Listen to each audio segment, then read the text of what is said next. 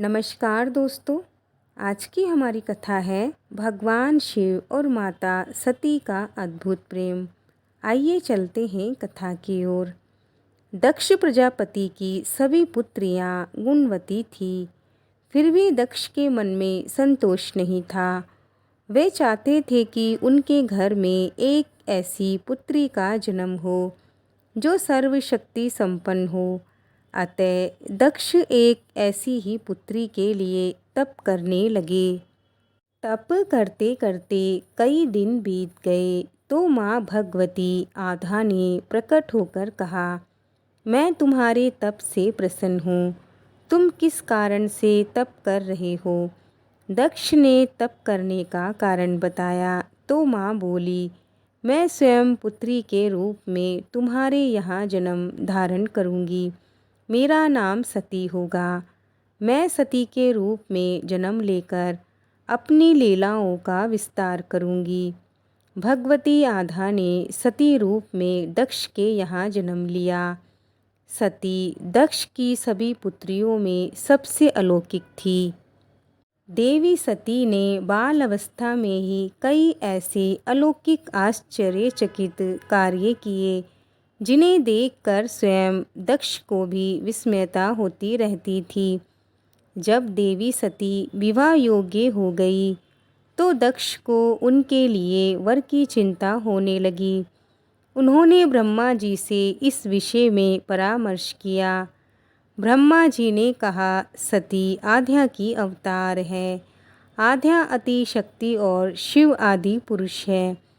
अतः सती के विवाह के लिए शिव ही योग्य हैं और उचित वर भी हैं। दक्ष ने ब्रह्मा जी की बात मानकर सती का विवाह भगवान शिव के साथ कर दिया। देवी सती कैलाश में जाकर भगवान शिव के साथ रहने लगी।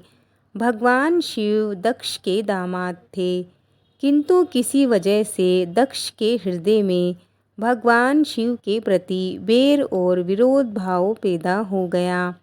एक बार देवलोक में ब्रह्मा जी ने धर्म के निरूपण के लिए एक सभा का आयोजन किया था।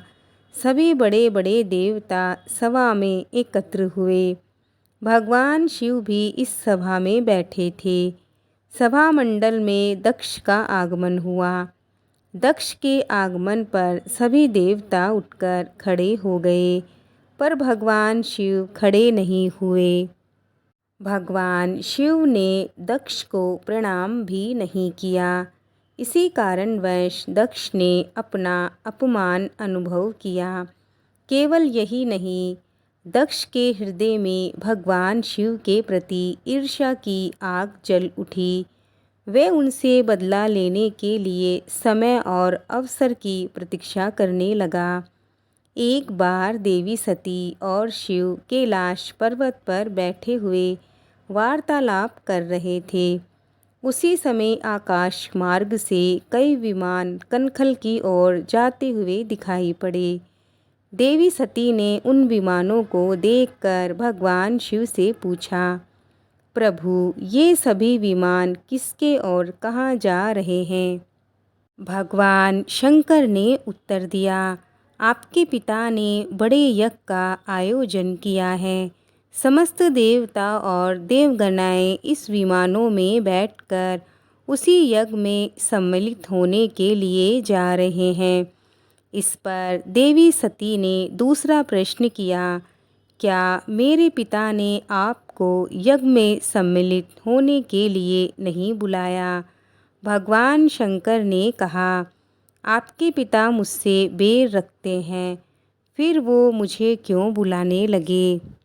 देवी सती मन ही मन सोचने लगी, फिर बोली, यज्ञ के इस अवसर पर अवश्य ही मेरी सभी बहनें आएगी।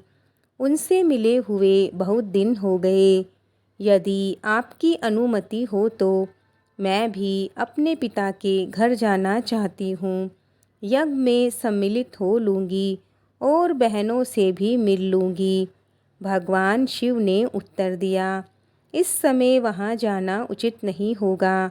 आपके पिता मुझसे बैर रखते हैं हो सकता है वो आपका भी अपमान करे। बिना बुलाए किसी के भी घर जाना उचित नहीं होता। इस पर देवी सती ने प्रश्न किया, ऐसा क्यों? भगवान शिव ने उत्तर दिया, विवाहिता लड़की बिना बुलाए अपने पिता के घर नहीं जाती, क्योंकि विवाह हो जाने पर लड़की अपने पति की हो जाती है। पिता के घर से उसका संबंध टूट जाता है। लेकिन देवी सती पीहर जाने के लिए हठ करती रही, अपनी बात बार बार दोहराती रही। उनकी इच्छा देखकर भगवान शिव ने पीहर जाने की अनुमति दे दी। उनके साथ अपना एक गण भी साथ में भेज दिया। उस गण का नाम था वीरभद्र। सती वीरभद्र के साथ अपने पिता के घर चली गई। घर में सती से किसी ने भी प्रेम पूर्वक वार्तालाप नहीं किया। दक्ष ने अपनी बेटी को देखकर कहा, तुम क्या यहाँ मेरा अपमान करने आई हो? अपनी बहनों को तो देखो, वे किस प्रकार भांति भांति के ललकारों और सुंदर वस्त्रों से सुसज्जित हैं। तुम्हारे शरीर पर मात्र बागंबर है। तुम्हारा पति शमशानवासी है और भूतों का नायक है। वह तुम्हें बागंबर छोड़कर और पहना ही क्या सकता है। अपने पिता के कथन से सती के हृदय में पश्चाताप का सागर उमड़ पड़ा। वह सोचने लगी, उन्होंने यहाँ आकर अच्छा नहीं किया। भगवान ठीक ही कह रहे थे, बिना बुलाए पिता के घर जाना भी सही नहीं है। पर अब क्या हो सकता है, अब तो मैं आ ही गई हूँ।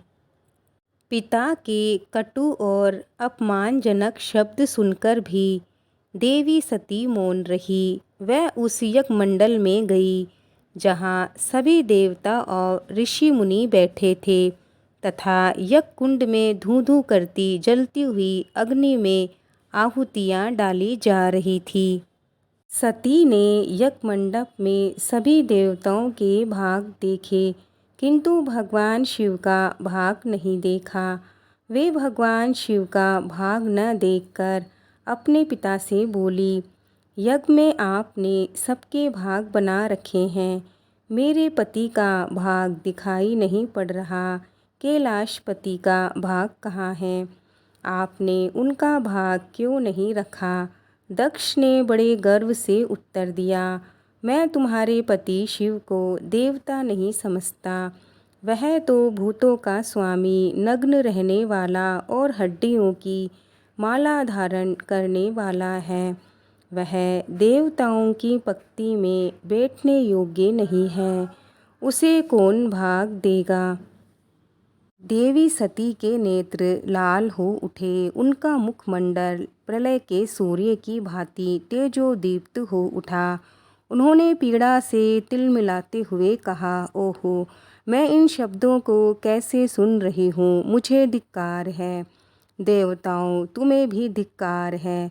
तुम भी उन कैलाशपति के लिए ऐसे शब्दों को सुन रहे हो जो मंगल के प्रतीक हैं और जो क्षण मात्र में संपूर्ण सृष्टि को नष्ट करने की शक्ति रखते हैं। वे मेरे स्वामी हैं। नारी के लिए उसका पति ही स्वर्ग होता है। जो नारी अपने पति के लिए अपमानजनक शब्दों को सुनती है, उसे नरक में जाना पड़ता है। पृथ्वी सुनो, आकाश सुनो और देवताओं तुम भी सुनो। मेरे पिता ने मेरे स्वामी का अपमान किया है। मैं अब एक क्षण भी जीवित नहीं रहना चाहती। सती अपने कथन को समाप्त करती हुई यज्ञ के कुंड में कूद पड़ी। जलती हुई आहुतियों के साथ उनका शरीर भी जलने लगा। यज्ञ मंडप में खलबली पैदा हो गई। हाहाकार मच गया। देवता उठकर खड़े हो गए। वीरभद्र क्रोध से कांप उठे। वह उछल उछल कर यज्ञ का विध्वंस करने लगे। यज्ञ मंडप में भगदड़ मच गई। देवता और ऋषि मुनि भाग खड़े हुए। वीरभद्र ने देखते ही देखते दक्ष का मस्तक काट कर फेंक दिया। समाचार भगवान शिव के कानों में भी पड़ा। वे प्रचंड आंधी की भांति कनखल जा पहुँचे। सती के जले हुए शरीर को देखकर भगवान शिव अपने आप को भूल गए। देवी सती के प्रेम और उनकी भक्ति ने भगवान शंकर के मन को व्याकुल कर दिया।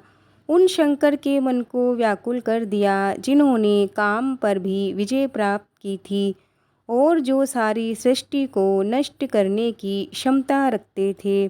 वह सती के प्रेम में खो गए, बेसुध हो गए।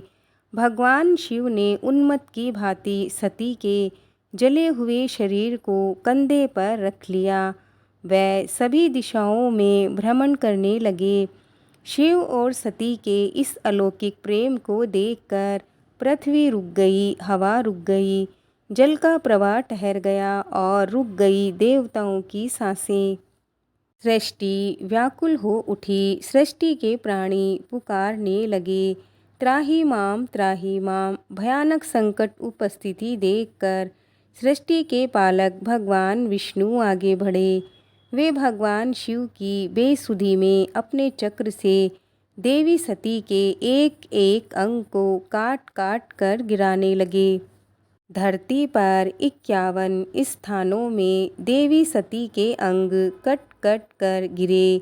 जब देवी सती के सारे अंग कट कर गिर गए तो भगवान शिव पुनः अपने आप में आए। जब वे अपने आप में आए तो पुनः सृष्टि के सारे कार्य चलने लगे। धरती पर जिन 51 स्थानों में देवी सती के अंग कटकर गिरे थे वे ही स्थान आज शक्तिपीठ माने जाते हैं। आज भी उन स्थानों में देवी सती का पूजन होता है, उपासना होती है। धन्य था शिव और सती का प्रेम। भगवान शिव और देवी सती के प्रेम ने उन्हें अमर और वंदनीय बना दिया। दोस्तों, ये कथा यहीं पूर्ण होती है। बोलो भगवान शिव जी की जय, माँ सती की जय।